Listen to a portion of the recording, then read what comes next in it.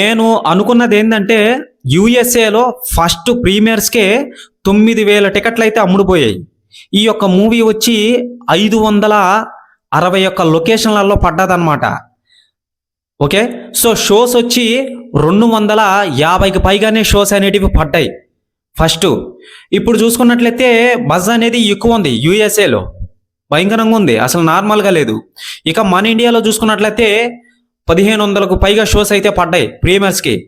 Okay, so దీని buzz అనేది ఎక్కువ వచ్చేసింది. టాక్ అనేది ఎక్కడ చూసినా పబ్లిక్ టాక్ బేబచ్చంగా ఉందన్నమాట, నార్మల్గా లేదు. కలెక్షన్ బేబచ్చంగా ఉంది. బుక్ మై షోలో ఏంద్రా బాబు, ఆ విధంగా ఒక తెలుగు సినిమాకి ఈ విధంగా బుక్ అవుతున్నాయి అని చెప్పి ఎవరు బట్టినా దీని గురించే మాట్లాడుతున్నారు. ఎగ్జాక్ట్లీ నేను ప్రూఫ్ కూడా చూపించాను కదా. జస్ట్ ఇంతకు ముందు 1 అవర్కి ఇప్పుడు ఉన్న 1 అవర్కి మీరు చూసుకోండి కంపారిజన్. సో మన తెలుగు మూవీకి మ్యాక్సిమం అండి, నేను చెప్తున్నాను మ్యాక్సిమం ఉన్నట్టు చెప్తున్నాను, సినిమా యావరేజ్ అయితే అటు ఇటు కలిపి 1K 2K 3K 4K 1K 5K maximum 5K కూడా పోదు అసలు నాకు తెలిసి. అలాంటిది ఈ మూవీకి 30K 34K 20K 15K 18K okay 40K ఈ విధంగా బుక్ అవుతున్నాయి. అప్పుడు ఆలోచించండి దీని బజ్ అనేది ఏ విధంగా ఉందో. ఇరుముడి మూవీ డే 3 అనేది ఇప్పుడు ప్రస్తుతానికి గడుస్తుంది. లైవ్ కలెక్షన్ అనేది చెప్పడం అనేది జరుగుతుంది అనమాట. ఈ వీడియో అప్లోడ్ చేయగానే మారిపోయే అవకాశం ఉంది. సో ఎవరైనా సరే ఛానల్కి కొత్తగా వచ్చినట్లయితే ఛానల్ని సబ్స్క్రైబ్ చేసి బెల్ ఐకాన్ని ఆన్లో పెట్టుకోండి. డే 1 డే 2 ప్రీమియర్స్తో సహా మొత్తం కలిపి అటు ఇటు క్లారిటీగా చెప్తాను అనమాట. ఓకే, ఎవరు మిస్ చేయదు. చూసుకున్నట్లయితే ప్రీమియర్స్ ద్వారా వచ్చిన మనీ ఏదైతే ఉంటుందో అది యుఎస్ఏలో కానీ మళ్ళీ వచ్చే మన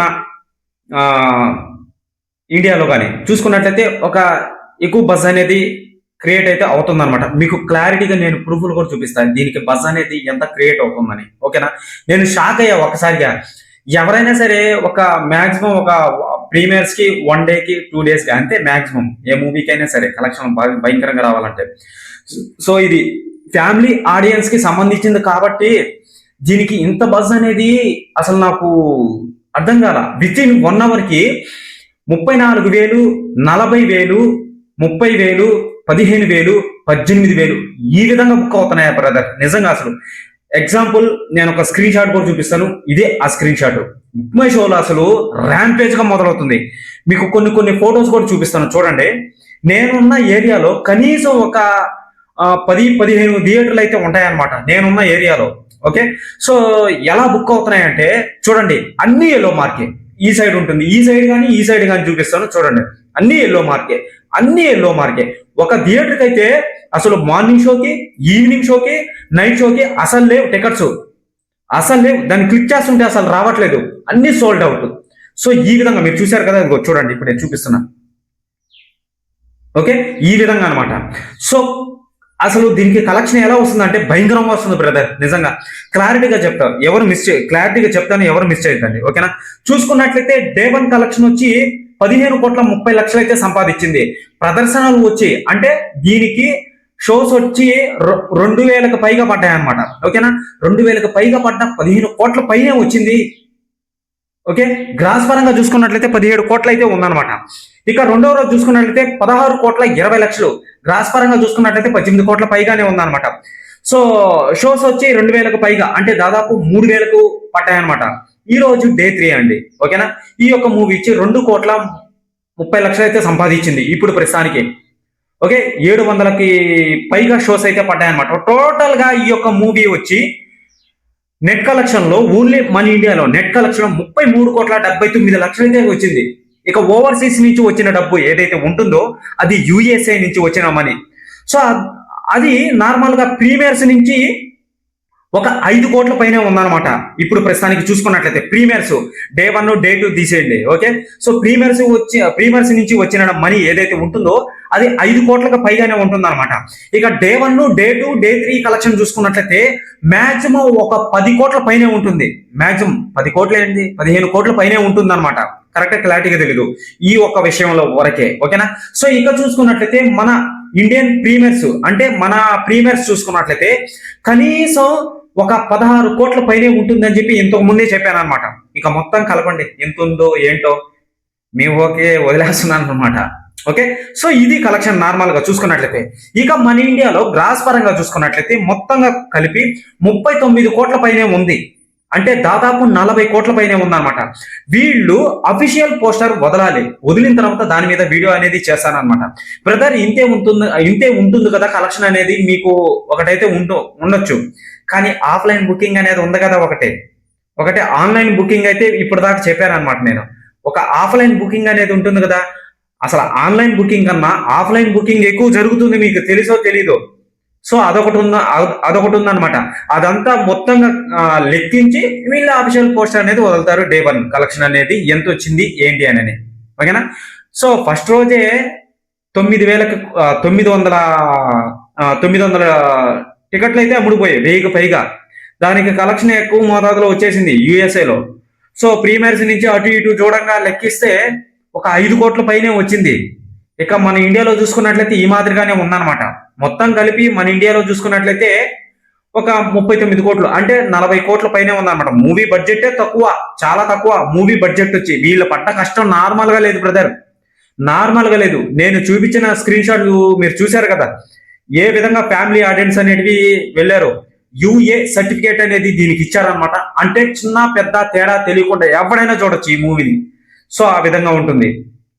మీకు డైరెక్షన్ పరంగా ఎక్కడ డిసప్పాయింట్ అయితే అవదనమాట. సో ఇది నార్మల్ గా కలెక్షన్ చూసుకున్నట్లయితే ఎగ్జాక్ట్లీ నాకు తెలిసి మాక్సిమం నేను అనుకున్నది ఎంత వస్తుందంటే, ఆఫ్లైన్ బుకింగ్ తో కలిపి కూడా ఎగ్జాక్ట్లీ ఫిగర్ చెప్పకూడదు కదా. ఆఫ్లైన్ బుకింగ్ నేను ఏమైనా చూసానా వెళ్ళి, నేను చూడలేదు కదా. ఎవరైనా చెప్పినా కానీ నమ్మద్దు బ్రదర్, నేను ముందే చెప్తున్నా. ఆఫ్లైన్ బుకింగ్ ఇంత వచ్చిందని చెప్పి వాళ్ళకి ఎలా తెలుస్తుంది?